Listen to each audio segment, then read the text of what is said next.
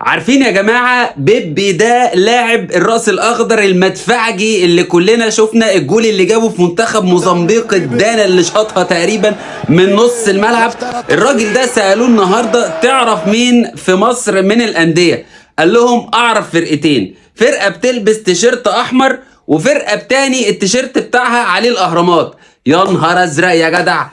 طبعا التيشيرت الاحمر كلنا عارفين ان ده النادي الاهلي اللي هو معروف عالميا، ونادي بيراميدز ما اعرفش هو الراجل ده طلع يعرفه ازاي. المصيبه بقى ان هو ما يسمعش عن حاجه خالص اسمها الزمالك. يا جدع ده في فرقه بتلبس تيشيرت ابيض بخطين حمر، ما تعرفهاش؟ يا نهار ابيض يا جدع! ده مأكدين لي ان هم القطب الثاني في الكره المصريه وهم الند بتاع الاهلي.